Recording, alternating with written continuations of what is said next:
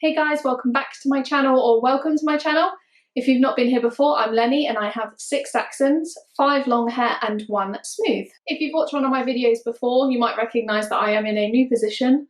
That's because the sun is being crazy today, so I am sat further into the room. I'll be back there once the sun decides to not be naughty. In today's video, I'm going to be talking about separation anxiety.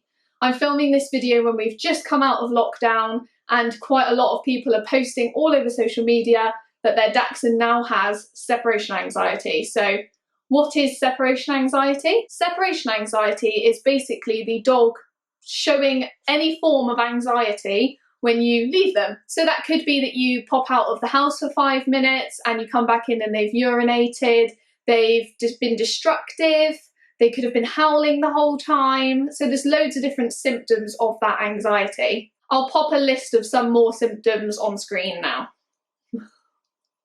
So your dog is showing these symptoms and now you're terrified to leave them on their own because obviously you don't want them to be stressed or have any anxiety. So I'm going to talk about my own step-by-step on ways to relieve that separation anxiety or completely get rid of it. Things that have worked for me and things that I have noticed have worked for other people. And I'm going to just go through them step by step. So the symptoms of separation anxiety can start from as early on as the point of you putting on your shoes or going to get your keys. So although you might be thinking, oh, when I leave the house, my dog howls and screams the whole time I'm out of the house, I'm worried about the neighbours, I'm worried about the dog. Actually, those symptoms of anxiety could start as early as the point in which you start getting ready to leave the house. So imagine they're already getting worried before you've even left the house. So that leads me on to my first step in my step-by-step, which is start doing the things that you would do to leave the house. So whether that means that you get your keys, you put your shoes on, you go and find your coat, you go and find your bag, start doing those things when you're not even going to leave the house, and then put them back down again.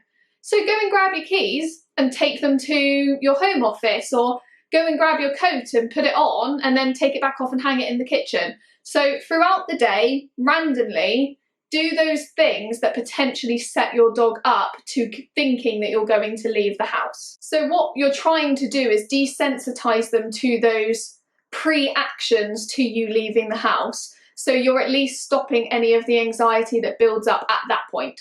So you need to relieve those anxieties first before you can start relieving the anxieties when you've actually got out the house. So that's step 1. So once they're desensitized to all of those little things that you do before you leave the house, then you're going to want to desensitize them from you leaving them in general. So if their separation anxiety is really severe to the point where they don't even let you be on the other side of the room, go and watch my other video, which is the one about taking your Dachshund to a pub or a cafe, and teach them the settle mat, because that's a really good way to teach them to stay in one little spot while you move away. So you can use it for that as well. So get the settle mat out, teach them settle on that mat, and then go and sit on the other side of the room. So you're literally desensitizing them from you being next to them. That's if they're really severe. Your dog might be fine with you moving around the house, but I'm just doing it bit by bit. So they're now used to you being on the other side of the room. You're now going to want to desensitize them from you just leaving one room. So you might start off with the area in which you plan on leaving them, just stepping outside of the door, closing the door to, waiting 1 to 5 minutes, and then re-entering the room. Here's a really important part of every single one of these steps. What you want to do before you re-enter the room is wait for a quick break in any of that anxiety. So in Dachshunds, generally speaking across the board, the way that they show anxiety is through howling or barking. So you want to wait for a short break in that, because they will have a break. It might only be seconds, and only enter the room in that break. And when you re-enter the room, you're not going to do loads of praise and reward, because that's just going to build everything up. The arousal is going to be up, the excitement's going to be up. You're just going to walk into the room like nothing's happened. And then once they are calm and they're carrying on with their day, you reward them.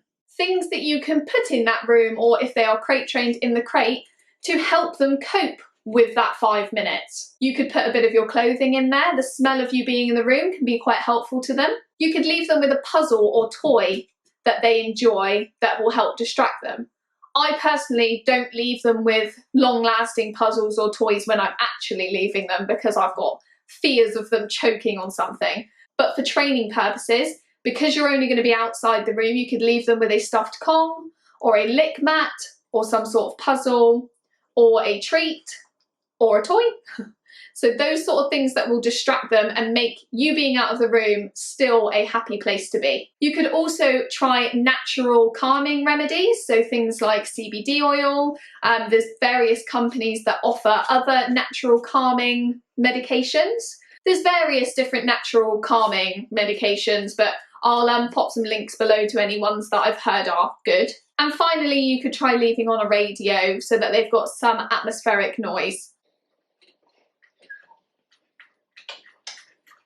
So those are just a few things that you can add to this to try and make it even a little bit easier. But the important part is the training and the routine and the desensitizing. Each one of these steps, it is completely up to you to recognize when they have been desensitized to that situation and you don't notice that they have any more anxiety around it. So the leaving the room but staying within the house step, it's up to you to build that to a point where they're not anxious anymore. But you should do it in very, very short bursts. So leave the room for 5 minutes, leave the room for 10 minutes, leave the room. You see where I'm going with this, yeah? So you build it up in 5-minute increments. So you might find that 5 minutes is a really difficult one for them, but then once you get past 15 minutes, it starts to get a lot easier to build up that time. So some people say once you get past 15 minutes, you can start doing it in 10 minutes. And then some people say once you get to 90 minutes, you can then start building it up by an hour at a time. So you just read your individual dog on the severity of their anxiety and how much they can cope with. So now you've done inside the room, being distanced from them, being outside of the room that you intend to leave them in. And now you're going to want to try and leave the house. If they've already built up anxiety around you leaving the front door, do this next step at the back door if you can get out of your house that way. So just start leaving through the back door, doing it exactly the same way that you've done before, so in 5 minutes at a time, making sure they are left with the distraction, so a treat, Kong, whatever it may be, and trying to only come back into the room when they have had a break in whatever that reaction was, and not giving them too much attention when you come back into the house. So don't get really excitable, don't say good girl, nothing like that, just walk back through the house.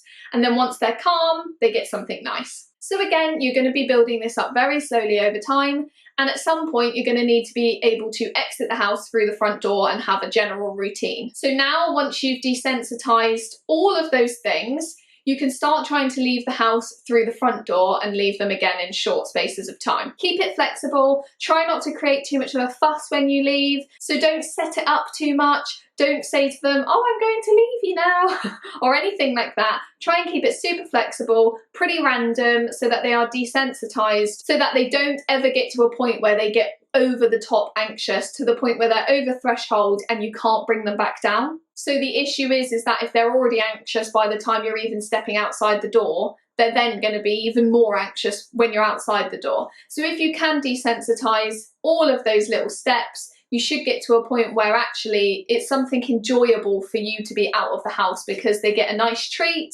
nothing bad happens, and you always come back. This way of desensitizing them and getting rid of separation anxiety is quite long. I admit it, it's going to take time, and you might need to go back to work tomorrow. If that is the case, then you might need to implement things like going to a doggy daycare while you're retraining, getting support from family or friends. Because every time that you leave them and they get over the threshold, you're undoing all of that training.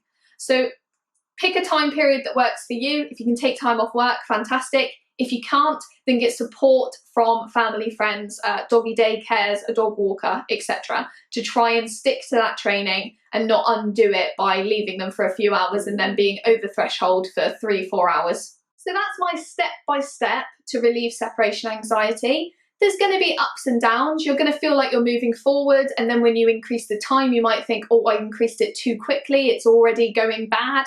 Don't worry about it. Be patient, be understanding, and be understanding to yourself. So yes, there might be a day where you thought that they were doing really well, and then they take a step back.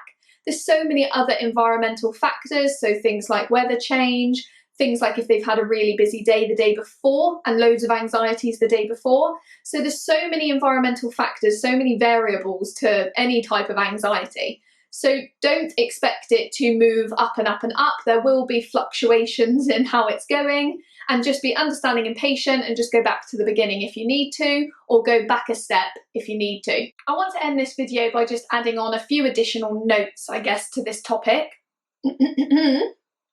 And clear my throat. Yeah, so I want to end this video by just adding a few additional notes to this topic. So one thing that I found quite helpful when I took on Dee Dee, who came with pretty severe separation anxiety, and she still barks for the first sort of 5 minutes when we leave, but it's not an anxious bark, it's more of a I'm hoping you'll come back if you hear me type bark.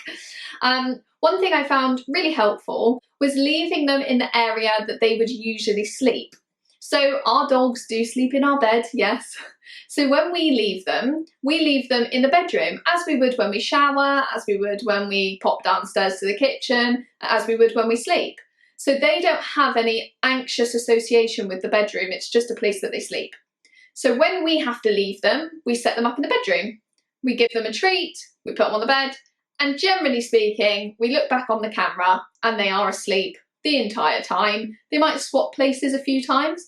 They might hear something outside and bark at that, but generally speaking, they're pretty good. They just sleep in there. So that's something to consider. If you've been setting them up in the living room for popping out, but setting them up in the kitchen for nighttime, maybe try moving it to the kitchen. See if that makes a little subtle difference to the severity of the anxiety. And another note I want to make is that a few people say that getting a second dog relieves separation anxiety completely. Although that can be the case, multiple dogs can make things easier. I mean, I've got multiple dogs and I don't really have a problem with separation anxiety. However, it can also make it a lot worse. So you can end up having a dog with separation anxiety and then adding a second who learns it from the first, and then you've got two feeding off of each other and feeding off of each other's anxiety, which is a lot more difficult to train.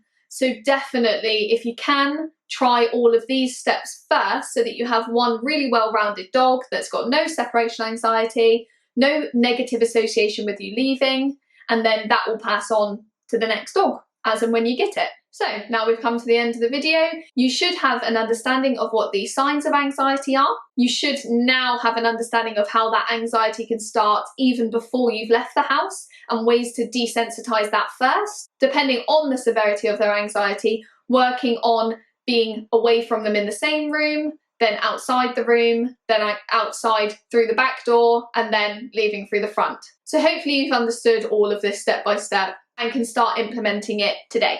If you've got any questions about separation anxiety, you're not sure if your dog has it, you've tried some of the tips that I've stated here and they've not worked for you, then please do comment below and I will reply to all of you.